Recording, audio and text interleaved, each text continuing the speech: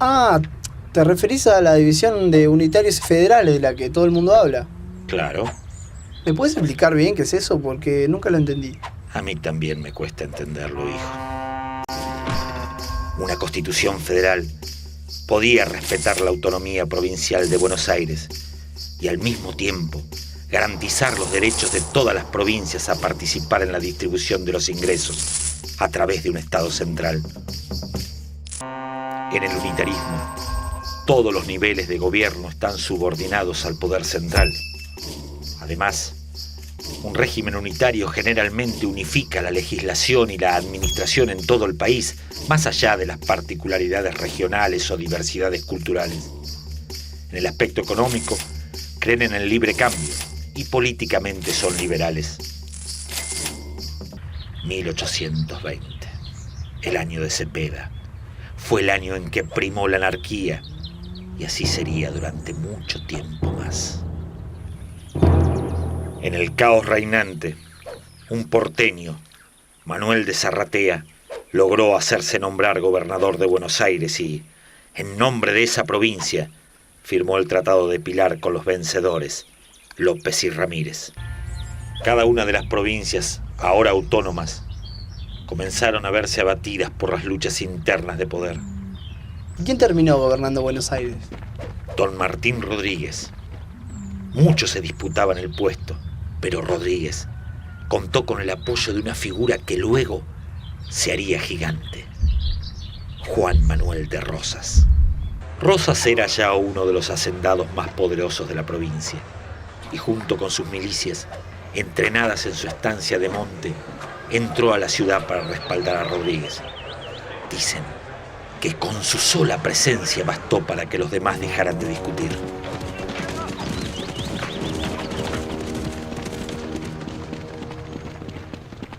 ¿Por qué pasó eso? Porque eran los estancieros los que manejaban el poder en la Nueva Buenos Aires. Ellos poseían el dinero y eran quienes movían la provincia. No era negocio que hubiera peleas internas. Los ganaderos deseaban la paz para poder comercializar tranquilos. Luego de que los colorados de monte se presentaron en la plaza, no hubo más cambios repentinos de gobernadores. Comenzó lo que se conoció como la feliz experiencia porteña. El alma del gobierno de Rodríguez fue Bernardino Rivadavia, su ministro de gobierno. Debemos fomentar la ganadería, Rodríguez. Ahí está el futuro. Hay que ceder esta tierra para que puedan ser explotadas. Tengo un plan. El gobierno se encargó de conseguir más tierras. Por eso el mismo Rodríguez encabezó una campaña que corrió la frontera de Buenos Aires, desde Río Salado hasta Tandil. Claro que en la zona habitaban los indios pampas, que fueron exterminados durante la campaña. ¡Oh, qué desastre! Sí. Por otro lado, las enormes extensiones de tierra se repartieron entre las pocas familias acaudaladas del país, casi gratis. Y para peor, se empezó a perseguir al gaucho.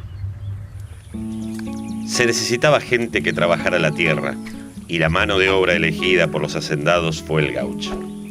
El gobierno sancionó una ley de vagos que obligaba a los gauchos a certificarse como empleados de algún hacendado. Una papeleta de conchavo les acreditaba el empleo.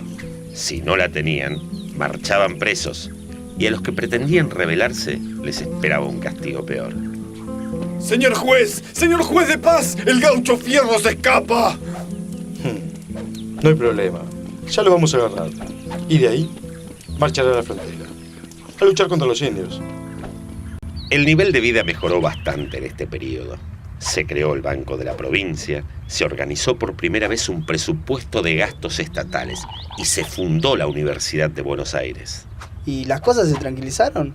No, en absoluto. La feliz experiencia se derrumbó estrepitosamente.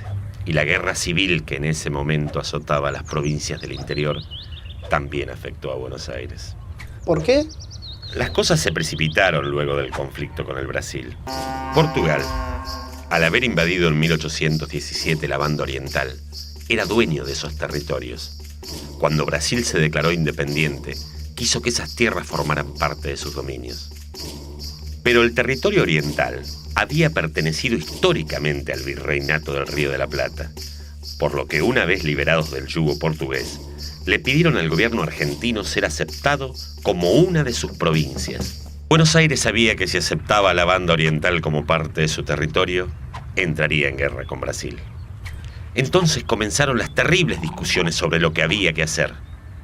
La provincia se dividió y la guerra con los brasileros sobrevino casi inevitablemente. Para enfrentar los problemas, el Congreso se apresuró a nombrar como presidente a Rivadavia. Su puesto era fantasma. Los brasileros bloquearon el puerto y anularon el comercio de Buenos Aires. Las familias que él mismo había ayudado a enriquecer le negaron la ayuda. Y Rivadavia tuvo que renunciar. La guerra en Brasil continuaba y generaba enormes pérdidas. ¡Ah, qué lío! ¿Y cuando Rivadavia renunció, quién asumió? El coronel Manuel Dorrego era un porteño federalista, pero las condiciones de gobierno no eran las mejores. Dorrego sabía que en cuanto volvieran las tropas que estaban luchando en Brasil, se desencadenaría el conflicto por el poder. Y así fue. Señores, las guerras y los negocios no concuerdan. Su conflicto está afectando el comercio de mi país, Inglaterra. Por eso, propongo que firmen la paz y que la banda oriental se declare como nación independiente. El embajador de Inglaterra en Río de Janeiro, Lord Ponsonby, hizo las veces de árbitro para que argentinos y brasileros lleguen a la paz.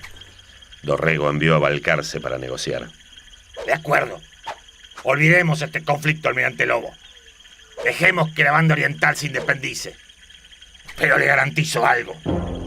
Pase lo que pase, en el futuro los argentinos seremos mejores en fútbol que ustedes. A futebol? Você está sonhando, Balcarce, está loco.